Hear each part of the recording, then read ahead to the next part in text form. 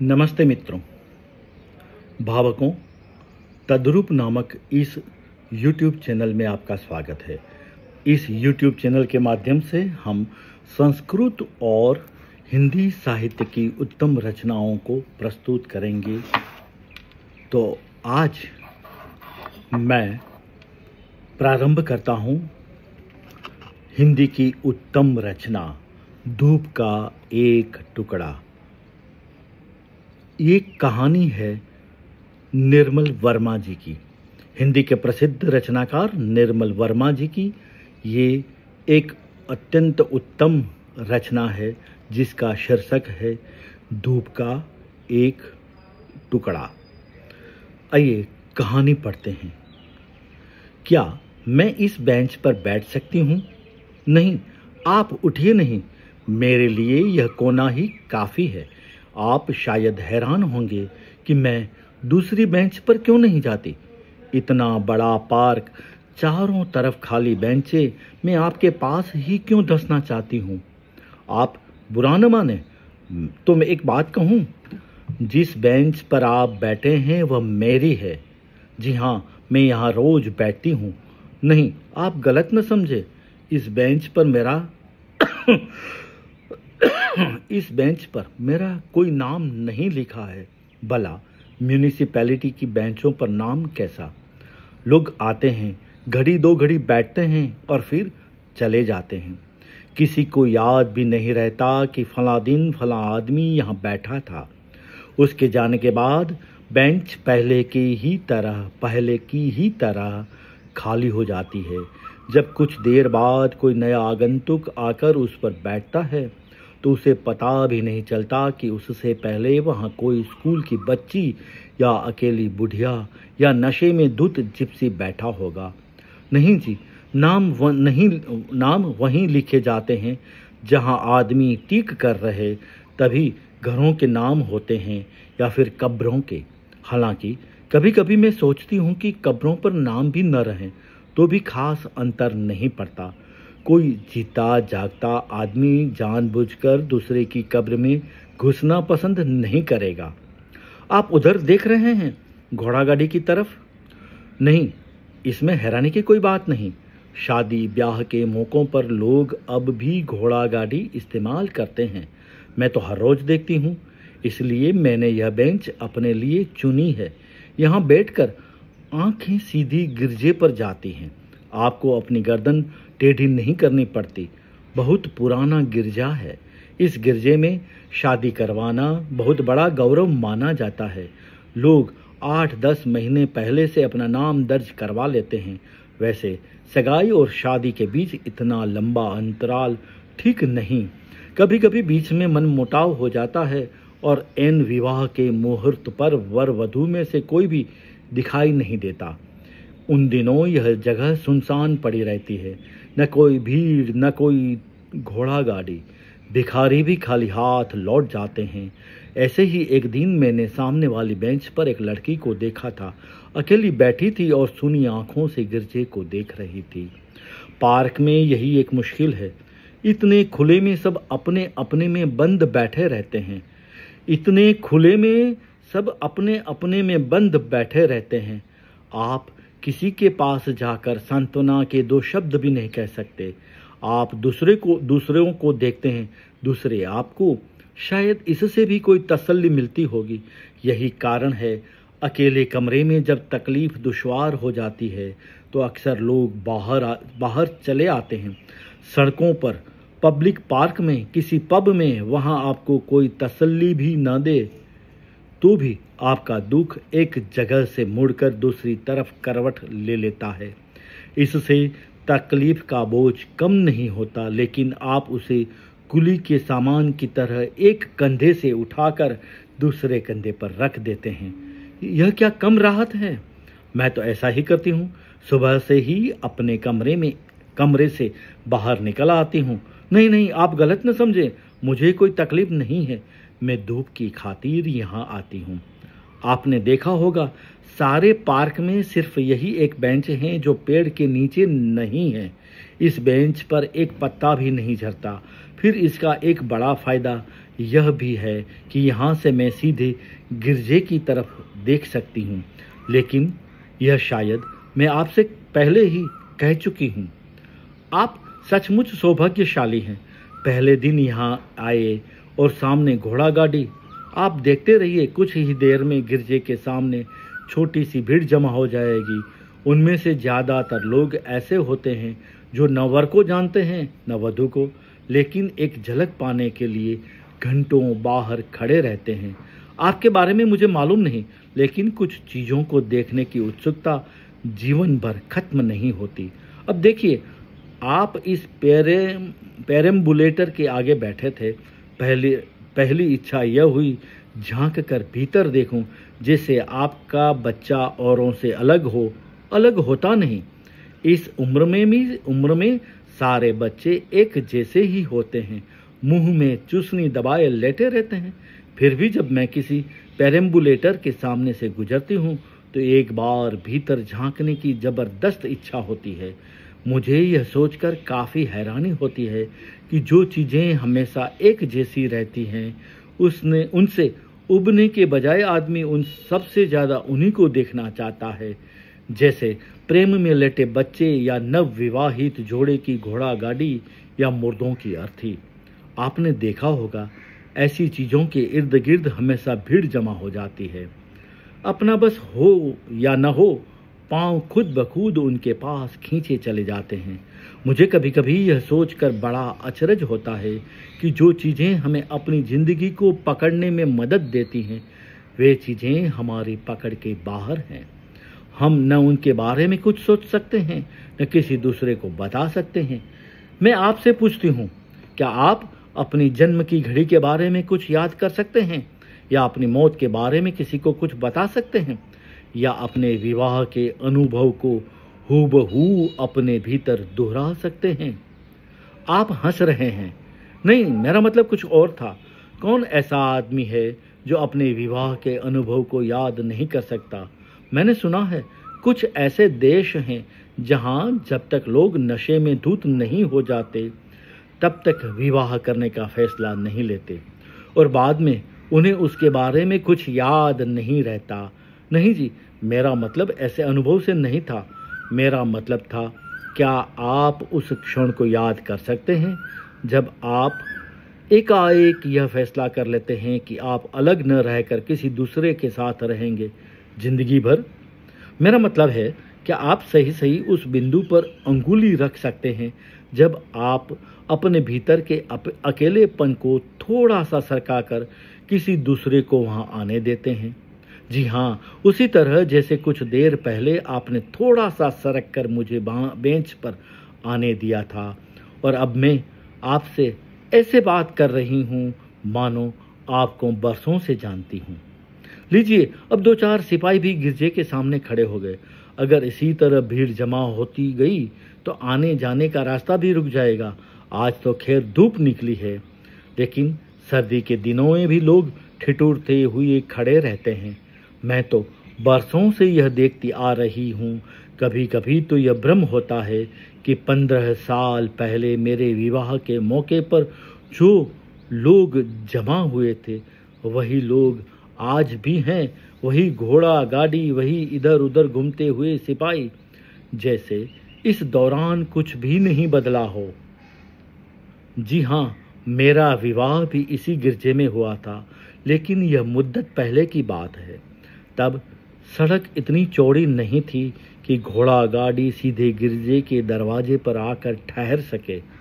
हमें उसे गली के पिछवाड़े रोक देना पड़ता था, और मैं अपने पिता के साथ पैदल चलकर यहाँ तक आई थी। सड़क के दोनों तरफ लोग खड़े थे और मेरा दिल धुक धुक कर रहा था कि कहीं सबके सामने मेरा पांव न फिसल पड़े। पता नहीं वे लोग अब कहाँ होंगे जो उस रोज भीड़ में खड़े मुझे देख रहे थे। आप क्या सोचते हैं, अगर उनमें से कोई आज मुझे देखे तो क्या पहचान सकेगा कि बेंच पर बैठी यह अकेली औरत वही लड़की है जो सफ़ेद पोशाक में 15 साल पहले गिरजे की तरफ जा रही थी? सच बताइए, क्या पहचान सकेगा? आदमियों की तो बात मैं नहीं जानती, लेकिन मुझे लगता है कि वह घोड़ा मुझे जरूर पहचान लेगा जो उस दिन हमें खींच कर लाया था। जी हाँ, घोड़ों को देखकर मैं हमेशा हैरान रह जाती हूँ। कभी आपने उनकी आंखों में झांक कर देखा है? लगता है जैसे वे किसी बहुत ही आत्मीय चीज से अलग हो गए हैं, लेकिन अभी तक अपने अलगाव के आदी नहीं हो सके हैं। इसलिए वे आदमियों की दुनिया में सबसे अधिक उदास रहते हैं। किसी चीज का आदी न हो पाना उससे बड़ा और कोई दुर्भाग्य नहीं। वे लोग जो आखिर तक आदी नहीं हो पाते, या तो घोड़ों की तरह उदासीन हो जाते हैं, या मेरी तरह धूप के एक टुकड़े की खोज में एक बेंच से दूसरी बेंच का चक्कर लगाते रहते हैं। क्या कहा आपने? नहीं, आपने शायद मुझे गलत समझ लिया। मेरे कोई बच्चा नहीं, यह मेरा सौभाग्य है। बच्चा होता तो शायद मैं कभी अलग नहीं हो पाती। आपने देखा होगा, आदमी और औरत में प्यार न भी रहे तो भी बच्चे की खातिर एक दूसरे के साथ जुड़े रहते हैं। मेरे साथ कभी ऐसी रुकावट नहीं रही। इस लिहाज से मैं बहुत सुखी हूँ। अगर सुख का मतलब है कि हम अपने अकेलेपन को खुद चुन सकें, सुख का मतलब है कि हम अपने अकेलेपन को खुद चुन सकें, लेकिन चुनना एक बात है, आदी हो सकना बिल्कुल दूसरी बात। जब शाम को धूप मिटने लगती है तो मैं अपने कमरे में चली जाती हूँ, लेकिन जाने से पहले मैं कुछ देर उस पब में जरूर बैठती हूँ जहाँ वह मेरी प्रतीक्षा करता था। जानते हैं उस पब का नाम? बोनापार्ट। जी हाँ, कहते हैं जब नेपोलियन पहली बार इस शहर में आया तो उस पब में बैठा था, लेकिन उन दिनों मुझे इसका कुछ पता नहीं था। जब पहली बार उसने मुझसे कहा कि हम बोनापार्ट के सामने मिलेंगे, तो मैं सारी शाम शहर के दूसरे सिरे पर खड़ी रही जहां नेपोलियन घोड़े पर बैठा है। आपने कभी अपनी पहली डेट इस तरह गुजारी है कि आप सारी शाम पब के सामने खड़े रहें और आपकी मंगेतर पब्लिक स्टैच्यू के नीचे? बाद में जो उसका शौक था वह मेरी आदत बन गई। हम दोनों हर शाम कभी उस जगह जाते जहां मुझे मिलने से पहले वह बैठता था, या उस शहर के उन इलाकों में घूमने निकल जाते जहां मैंने बचपन गुजारा था। यह आपको कुछ अजीब नहीं लगता कि जब हम किसी व्यक्ति को बहुत चाहने लगते हैं तो न केवल वर्तमान में उसके साथ रहना चाहते हैं, बल्कि उसके अतीत को भी निगलना चाहते हैं जब वह हमारे साथ नहीं था। हम इतने लालची और ईर्ष्यालु हो जाते हैं कि हमें यह सोचना भी असहनीय लगता है कि कभी ऐसा समय रहा होगा जब वह हमारे बगैर जीता था, प्यार करता था, सोचता जागता था। फिर अगर कुछ साल उसी एक आदमी के साथ गुजार दें तो यह कहना भी असंभव हो जाता है कि कौन सी आदत आपकी अपनी है और कौन सी आपने दूसरे से चुराई है। जी हाँ, ताश के पत्तों की तरह वे इस तरह आप में घुल मिल जाती हैं कि आप किसी एक पत्तों को उठाकर नहीं कह सकते कि यह पत्ता मेरा है और वह पत्ता उसका। देखिए, कभी कभी मैं सोचती हूँ कि मरने से पहले हम में से हर एक को यह छूट मिलनी चाहिए कि हम अपनी चीर फाड़ खुद कर सकें। अपने अतीत की तहों को प्याज के छिलकों की तरह एक एक करके उतारते जाएं। आपको हैरानी होगी कि सब लोग अपना अपना हिस्सा लेने आ पहुंचेंगे। माँ बाप, दोस्त, पति, सारे छिलके दूसरों के। आखिर की सूखी डंठल आपके हाथ में रह जाएगी, जो किसी काम की नहीं, जिसे मृत्यु के बाद जला दिया जाता है या मिट्टी के नीचे दबा दिया जाता है। देखिए, अक्सर कहा जाता है कि हर आदमी अकेला मरता है। मैं ये नहीं मानती। वह उन सब लोगों के साथ मरता है जो उसके भीतर थे, जिनसे वह लड़ता था या प्रेम करता था। वह अपने भीतर पूरी एक दुनिया लेकर जाता है। इसलिए हमें दूसरों के मरने पर जो दुख होता है वह थोड़ा बहुत स्वार्थी किस्म का दुख है, क्योंकि हमें लगता है कि इसके साथ हमारा एक हिस्सा भी हमेशा के लिए खत्म हो गया है। अरे देखिए, वह जाग गया। जरा पेरम्बुलेटर हिलाइए, धीरे धीरे हिलाते जाइए, अपने आप चुप हो जाएगा। मुंह में चूसनी इस तरह दबाकर लेटा है जैसे छोटा मोटा सिगार हो। देखिए कैसे ऊपर बादलों की तरफ टुकुर टुकुर ताक रहा है। मैं जब छोटी थी तब लकड़ी लेकर बादलों की तरह इस तरह घुमाती थी जैसे वे मेरे इशारों पर ही आकाश में चल रहे हो। आप क्या सोचते हैं, बच्चे इस उम्र में जो कुछ देखते हैं या सुनते हैं वह क्या बाद में उन्हें याद रहता है? रहता जरूर होगा, कोई आवाज़, कोई झलक या कोई आहट जिसे बड़े होकर हम उम्र के जाले में खो देते हैं। लेकिन किसी अनजाने मौके पर जरा सा इशारा पाते ही हमें लगता है कि इस आवाज़ को कहीं हमने सुना है, यह घटना या ऐसी कोई घटना पहले कभी हुई है।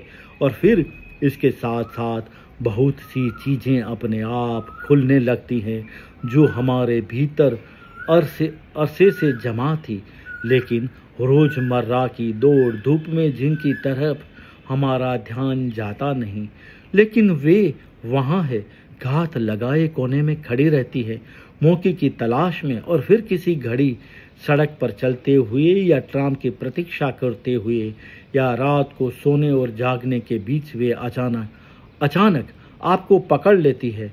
और तब आप कितना ही हाथ पांव क्यों न मारे, कितना ही क्यों न छटपटाएं, वे आपको छोड़ती नहीं। मेरे साथ एक रात ऐसे ही हुआ था।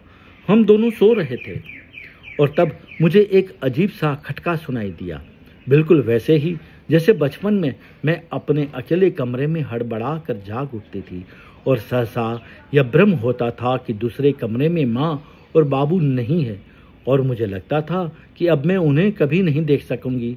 और तब मैं चीखने लगती थी, लेकिन उस रात में चिक्की चिल्लाई नहीं। मैं बिस्तर से उठकर देहरी तक आई, दरवाज़ा खोलकर बाहर झांका, बाहर कोई न था। वापस लौटकर उसकी तरफ देखा, वह दीवार की तरफ मुंह मोड़कर सो रहा था जैसे वह हर रात सोता था। उसे कुछ भी सुनाई नहीं दिया था। तब मुझे पता चला कि वह खटका कहीं बाहर नहीं, मेरे भीतर हुआ था। नहीं, मेरे भीतर भी नहीं, अंधेरे में एक चमगादड़ की तरह मुझे छूता हुआ निकल गया था, न बाहर न भीतर। फिर भी चारों ओर फड़फड़ाता हुआ मैं पलंग पर आकर बैठ गई जहां वह लेटा था और धीरे धीरे उसकी देह को छूने लगी, उसकी देह के उन सब कोनों को छूने लगी जो एक जमाने में मुझे तसल्ली देते थे।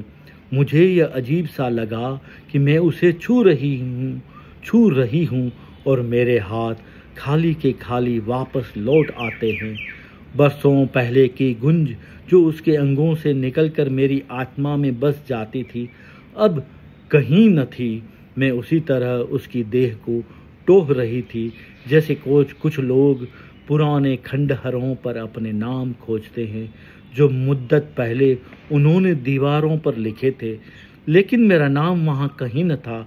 कुछ और निशान थे जिन्हें मैंने पहले कभी नहीं देखा था, जिनका मुझसे दूर का भी वास्ता न था। मैं रात भर उसके सिरहाने बैठी रही और मेरे हाथ मुर्दा होकर उसकी देह पर पड़े रहे। मुझे यह भयानक सा लगा कि हम दोनों के बीच जो खालीपन आ गया था वह मैं किसी से नहीं कह सकती। जी हाँ, अपने वकील से भी नहीं, जिन्हें मैं अरसे से जानती थी। वे समझे मैं सठिया गई हूँ। कैसा खटका? क्या मेरा पति किसी दूसरी औरत के साथ जाता था? क्या वह मेरे प्रति क्रूर था? जी हाँ, उसने प्रश्नों की झड़ी लगा दी और मैं थी कि एक इडियट की तरह उनका मुंह ताकती रही। और तब मुझे पहली बार पता चला कि अलग होने के लिए कोर्ट कचहरी जाना जरूरी नहीं है। अक्सर लोग कहते हैं कि अपना दुख दूसरों के साथ बांटकर हम हल्के हो जाते हैं। मैं कभी हल्की नहीं होती। नहीं जी, लोग दुख नहीं बांटते, सिर्फ फैसला करते हैं कौन दोषी है कौन निर्दोष। मुश्किल यह है जो एक व्यक्ति आपकी दुखती रग को सही सही पहचान सकता है, उसी से हम अलग हो जाते हैं। इसलिए मैं अपने मोहल्ले को छोड़कर शहर के इस इलाके में आ गई। यहाँ मुझे कोई नहीं जानता। यहाँ मुझे देखकर कोई यह नहीं कहता कि देखो यह औरत अपने पति के साथ 8 वर्ष रही और फिर अलग हो गई। पहले जब कोई इस तरह की बात कहता था तो मैं बीच सड़क पर खड़ी हो जाती थी। इच्छा होती थी लोगों को पकड़कर शुरू से आखिर तक सब कुछ बताऊं। कैसे हम पहली शाम अलग अलग एक दूसरे के प्रतीक्षा करते रहे थे, वह पब के सामने में मूर्ति के नीचे।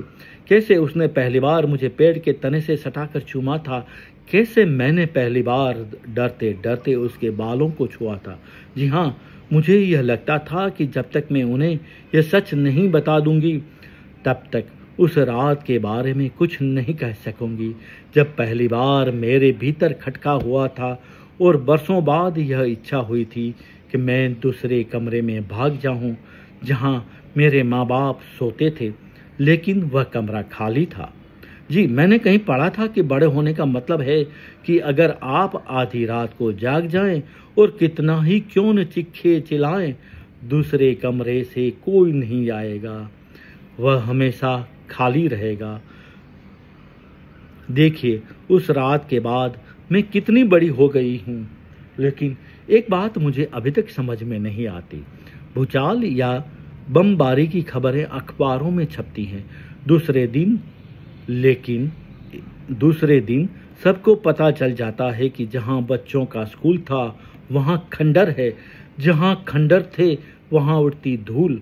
लेकिन जब लोगों के साथ ऐसा होता है तो किसी को कोई खबर नहीं होती।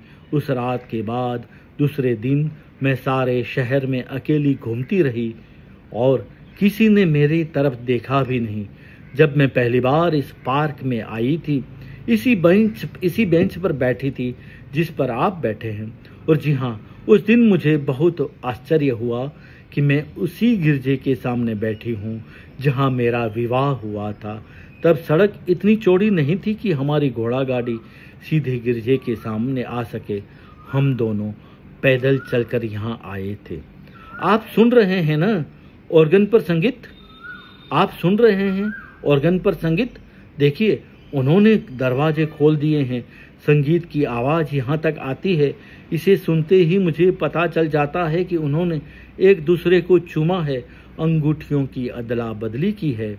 बस अब थोड़ी सी देर और है, वे सब बाहर आने वाले हैं। लोगों में अब इतना चैन कहाँ कि शांति से खड़े रहें। अगर आप जाकर देखना चाहें तो निश्चिंत होकर चले जाइए। मैं तो यहाँ बैठी हूँ, आपके बच्चे को देखती रहूँगी। क्या कहा आपने? जी हाँ, शाम होने तक यहीं रहती हूँ, फिर यहाँ सर्दी हो जाती है।